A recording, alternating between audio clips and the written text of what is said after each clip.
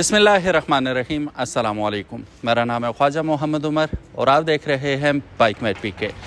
सो gentleman, एक ख़ास मेहमान है।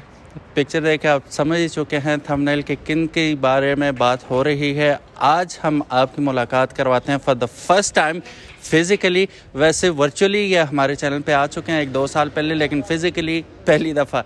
अस्सलाम वालेकुम। डॉक्टर साहब कैसे हैं? अल्लाह का शुक्र, तभी ठीक है, बिल्कुल ठीक ठाक। अच्छा, ये लोग रात को ही पहुँचे, तकरीबन 12-1 बजे के करीब आप लोग पहुँचे।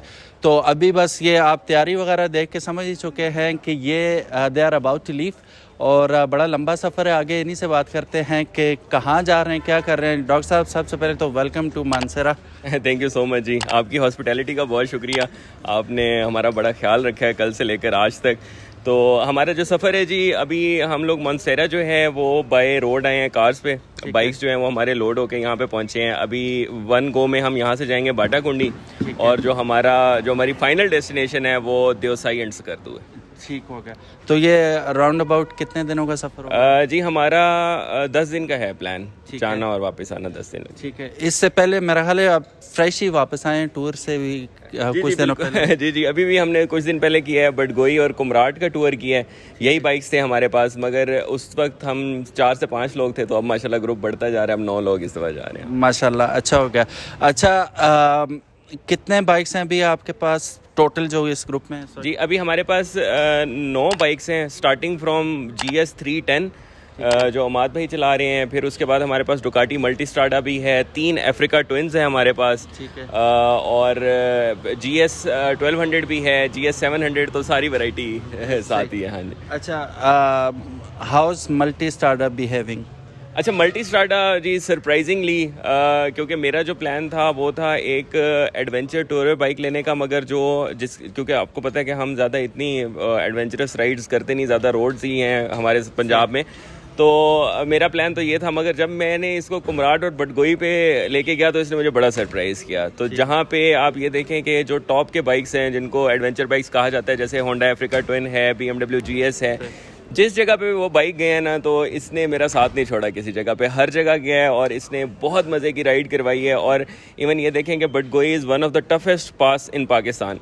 और वो करने के बाद भी जब मैं लाहौर पहुंचा हूँ, there was not a single issue with the bike कि हमें कोई शॉक्स कॉयल नहीं चेंज करना पड़ा, कोई रिपेयरिंग नहीं करनी पड़ी, एवरीथिंग वाज परफेक्ट। कोई हीटिंग इशू नहीं? बिल्कुल कोई हीटिंग इशू नहीं है। जो इसके अंदर डुकाटी के अंदर जो V4 आता है उसके अंदर थोड़ा सा इशू होता है, वो थोड़ा सा हीटअप कर जाता है डुकाटी V4। मगर जो ये मल्टी स्ट्राडा 950 है, इसके अंदर जो ट्विन इंजन है वो बिल्कुल भी उसके अंदर हीटिंग इशू नहीं है। ठीक है। तो are you enjoying 913cc thing?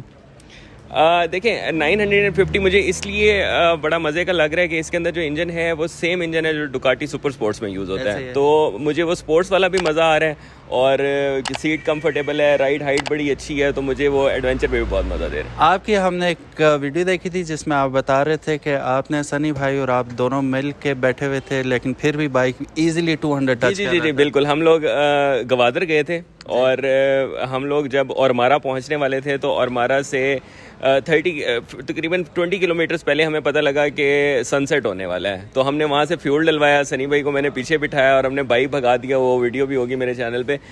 तो हम दोनों बैठे हुए थे, हालांकि सनी भाई का वेट मेरे से काफ़ी ज़्यादा है, तो वो पीछे बैठे हुए थे। तो हम ईजिली 200 के ऊपर जा रहे थे और हम पहुँच भी गए और हमने सनसेट भी देखा और बड़ा इन्जॉय किया था हमने। मैं जब इन्हें फिज़िकली पहली दफ़ा देखा तो जो चीज़ मेरे जहन में आई, यकीनन आप भी अगर इनसे मिलेंगे तो ये चीज़ आपके भी जहन में आएगी। मैं काफ़ी वज़नी और भारी हूँ, इनसे थोड़ा सा चौड़ा भी हूँ। आप उड़ते नहीं हैं कावासाकी के ऊपर से जितनी स्पीड आप मारते हैं? नहीं, हम लोग शुरू अच्छा, अगर आपकी अच्छी पोजीशन है ना, सब कुछ। मैं अब आपको एक बात बताऊं, पोजीशन के ऊपर मैं थोड़ा बाद में बात करता हूं। जिस वक्त मैंने कावासाकी H2R इम्पोर्ट जब मैंने बाय कर लिया था, आई वॉज अराउंड 82 kg। अच्छा। ठीक है। और जिस वक्त H2R मेरा 3 मंथ्स के बाद पाकिस्तान पहुंचा था, आई वॉज एट 74। ठीक है। इंतजार में नहीं, ये मैंने वेट रिड्यूस किया था उस बाइक के लिए। ठीक है। मतलब आप यूँ समझ लें कि इंतज़ार भी था बहुत ज़्यादा, मगर आप जब इस तरह की मशीन चला रहे थे स्पोर्ट्स बाइक्स, तो उनके ऊपर अगर आप बहुत ज़्यादा बल्की हैं और बहुत ज़्यादा आपका पेट निकला हुआ है तो आप बहुत अच्छे तरीके से टक इन नहीं हो सकते। अगर आप अच्छे तरीके से टक इन हो जाएं, एयर रेजिस्टेंस ना हो आपके ऊपर, तो फिर बाइक आप भगाएं। राइडिंग पोस्चर भी बड़ा मैटर करता है स्पीड के लिए। आप जिस तरह जा रहे होते हैं वो बना भाई इस हिसाब से कि एरोडायनेमिक्स उसकी अपनी है, आपको भी उसी तरह डायल इन होना पड़ता है, टक इन होना पड़ता है। अच्छा वापस आते हैं आपकी बाइक की जानिब। आपने कितना वेट किया था बुकिंग के बाद इसके लिए? अच्छा, मल्टी स्ट्राडा का ये हुआ था कि मल्टी स्ट्राडा हमने अमेरिका से परचेज़ किया था। अमेरिका में एक तो सबसे पहले ये होता है कि अमेरिका से बहुत ज़्यादा बाइक्स नहीं आ रहे होते, ज़्यादातर कनाडा से आते हैं। अब पहले अमेरिका से आते थे क्योंकि डॉलर बहुत बढ़ गया अमेरिका का। फिर हुआ ये कि जब अमेरिका में आप बाइक परचेज़ कर लेते हैं तो फिर आप वेट करते हैं कि जब तक आपका कंटेनर फुल नहीं होता तो आप कंटेनर, इंपोर्टर जो है वो कंटेनर निकालते नहीं है। जब तक 6 बाइक्स नहीं हो जाते तो तब तक ये वहाँ रुक जाए। तो फिर जब 6 बाइक्स कंप्लीट हुए उस 3 महीने लग गए। 3 महीने हमने परचेज करने के बाद वहाँ वेट किया था अमेरिका के अंदर। और जब ये बाइक वहाँ से चला तो जो गवर्नमेंट थी उस टाइम उसने लग्जरी आइटम्स के ऊपर थोड़ी सी रिस्ट्रिक्शंस कर दी थी। तो इसको जितने भी हमारे बाइक्स थे, क्योंकि उस टाइम तो कंटेनर पहुँच चुके थे, तो वहाँ पे क्लियरेंस के अंदर तकरीबन हमें 2 माह लग गए थे। तो टोटल 5 मंथ्स मैंने वेट किया। इसके लिए तो वेट नहीं यूज़ किया? नहीं, इसके लिए मैंने नहीं, इसके लिए यूज़ ही नहीं, बल्कि ये आपको ख़राब कर देता है क्योंकि इसके ऊपर आपको ज़रूरत नहीं होती इतना टक इन होने की और इस तरह करने की, तो थोड़ा सा पेट भी निकल आता है और इससे थोड़ी सी वो आपका फिर वो स्पोर्ट्स वाला जो सीन होता है ना वो थोड़ा सा हिंडर होता है। अच्छा, एक इससे रिलेटेड क्वेश्चन ये है, इसमें आपको क्विक शिफ्टर मिलता है, ठीक है, जब दूसरे बाइक पे आप जाते हैं तंग तो नहीं होते? जी, बहुत मसला होता है, बहुत मसला होता है। अब देखें H2R में क्विक शिफ्टर है, इस बाइक के अंदर क्विक शिफ्टर है, तो आप जब भी ये आपकी ना आदतें ख़राब कर देते हैं, ठीक है। अगर आप क्विक शिफ्टर पे चला रहे हो या जैसे अब इस बाइक के अंदर छोटी सी मिसाल दे रहा हूँ, हीटेड ग्रिप्स है, ठीक है, तो मैं बड़ा रिलैक्स हूँ कि मैं इवन देवसाई भी जाऊँगा तो मेरे हाथ ठंडे नहीं होंगे। और कल को मैं किसी ऐसे बाइक पे होऊंगा जिसमें नहीं होंगी हीटेड ग्रिप्स तो मैं बहुत परेशान हूँगा। तो आपने जब भी बाइक लेना है कोशिश करनी है कि जो ऑप्शंस हों वो ज़्यादा से ज़्यादा हों और फुली लोडेड हो बाइक।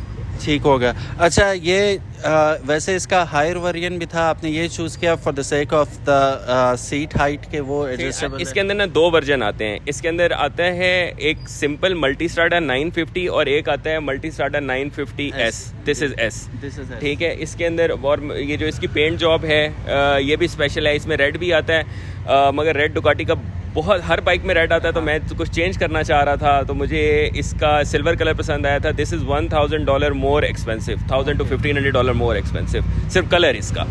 और फिर इसके अंदर दूसरा स्पोक्स रिम्स हैं, ये भी सिंपल वाले के अंदर नहीं होती, ये हायर वर्जन है, ठीक है। तो आप बात करें डुकाटी V4 की जो इसका बड़ा बिग डैडी है, ठीक है। बिग डैडी का मसला ये था कि थोड़ा सा मैं अगर अपनी फिजिक को देखूं तो मेरे लिए उसका वेट ज़्यादा था, सबसे पहली चीज़। दूसरी चीज़ ये थे पाकिस्तान का जो टेम्परेचर है वो काफ़ी आपको पता है गर्म है और V4 की हीट बहुत ज़्यादा है। तो मैं चाह रहा था कि मैं अपनी जर्नी को एंजॉय करूं, ना कि थोड़ी थोड़ी देर बाद उतर के मैं अपनी टांगों को ठंडा कर रहा हूं, तो इसलिए मैंने फिर इसको चूज़ किया। अच्छा, अब ज़रा बाइक के करीब आते हैं, आपने किया क्या है इसके साथ? आफ्टर मार्केट क्या क्या चीज़ें लगाई? अच्छा, आफ्टर मार्केट अगर आप सिर्फ हैंडल बार से शुरू हों, एक तो मैंने सिंपल मोबाइल होल्डर लगाया हुआ है यहाँ पे। इस तरफ आएँ तो मैंने गार्मिन का नेविगेशन लगाया हुआ है, इसके साथ TPMS भी मैंने लगाया था, टायर प्रेशर मॉनिटरिंग सिस्टम, अगर मैंने अभी उतार दी है क्योंकि बहुत कुछ हो गया था फ्रंट पे, तो मैं क्योंकि व्लॉगिंग भी करनी है। फिर उसके बाद मैंने टैंक पैड लगाया है। उस साइड पे अगर आप देखें तो मैंने बॉटल होल्डर एक लगाया है।